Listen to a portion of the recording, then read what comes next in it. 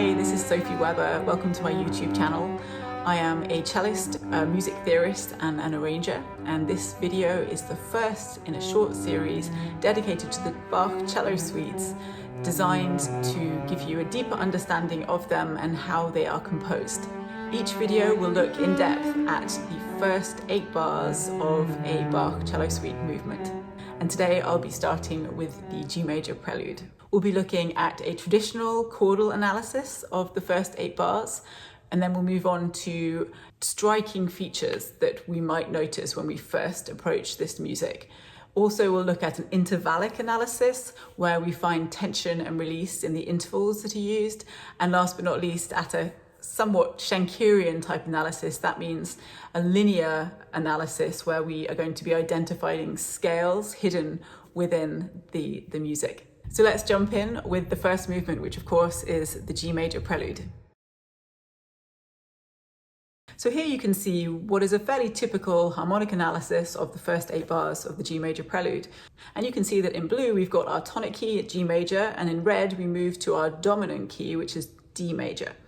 If I was to play these chords as block chords rather than broken as they are, they would sound like this. This is G major, so here's our tonic chord, going to a 4-6-4, going to a 5-7, but still with the G pedal in the bass, and then resolving to tonic, to a -6, first inversion, passing through 1-6, now moving to D major with the C sharp, to 5-6-5 in D major, and then to a 1-6, and finally to a 2 in D major, which of course is actually that E minor feeling again that we briefly experienced as 6-6 in bar 5 in G major.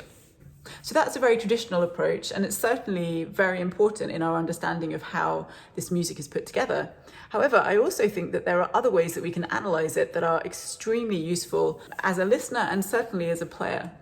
So the first one that I wanted to explore today is just striking features. When we first look at this music or hear this music or play this music, what stands out? And I think one of the things that really stands out when we first look at the score is the way that we have this repeated G, this repeated bass that keeps coming back, which of course is a pedal G. So here you see that I've highlighted these by just circling all those bass Gs from measure 1 through measure 5 in blue. And if I play it, you can of course hear how it really kind of gives us a solid sense of G major and of grounding.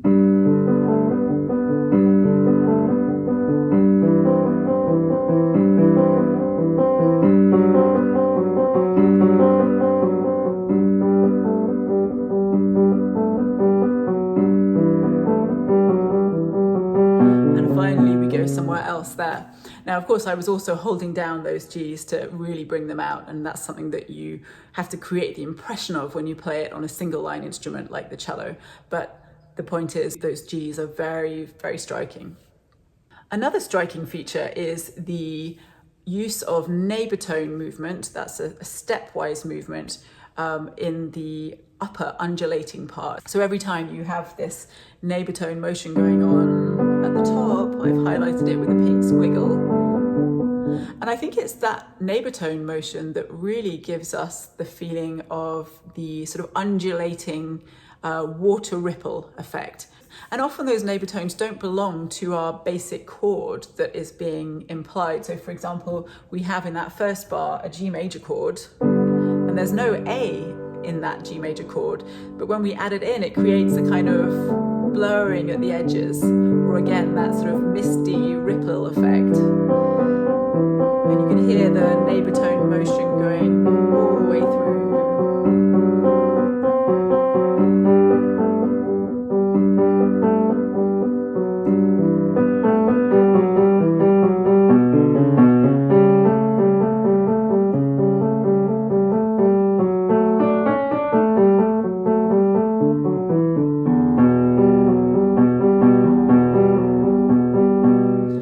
Another form of analysis that I always find really, really helpful is just basic intervals. How does the composer create a relative tension and release feeling through the use of his or her intervals? So here you can see the way that especially the rising intervals at the beginning of most of these bars create relative tension and release. For example, we start with a very consonant, easy sounding perfect fifth and major sixth in the way that our tonic chord is laid out there.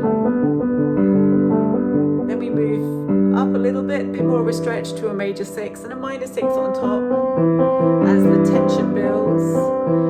More tension here with a major seventh and a tritone. That's pretty much as intense as we can get with our intervals. And then a sudden release to an octave and a third.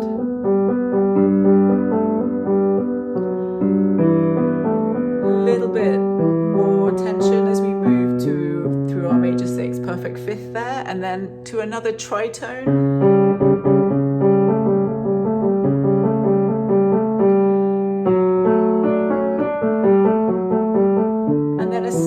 Drop down here with a minor seventh descending interval, which is really striking and creates this sense of depth and also somewhat adds to our sense of melancholy as we go to that minor chord there.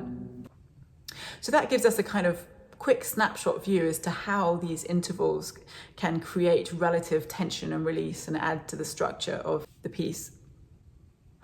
And last but not least, the linear analysis, looking at scales hidden within the Bach, is really essential, I think, to our structural understanding of Bach's writing.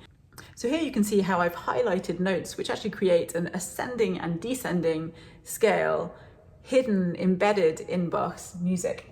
We start with a 5 in G major, that's the D. Going to the 6th, that's the E. Going to the 7. Going to the 1st, or 1. And then kind of hobbling down rhythmically to 7, 6, 5, and then the raised 4, that's the C sharp. Back to the 5, so we can almost not count that sharp 4 structurally, even though it's there as a kind of decorating lower neighbor tone to the 5. And we go to our 6. And I've actually put the 6 in parentheses because we then move back really structurally to a scale degree 5, a D. If you look for that in measure 10, I think you'll be able to find that continuation there too. So if we just take those scalar notes on their own, we've got 5, 6, 7, 1, and then going back down, 7, 6, 5. Let's discount that sharp 4 because it really just holds over and decorates the 5. And again, we can kind of discount that 6 as an upper decoration, upper neighbor tone to our 5, which comes back in measure 10. And that means that we literally could distill even the first 10 bars actually to. So I hope that helps. Please feel free to reach out with any questions or comments as always, and I look forward to seeing you next time.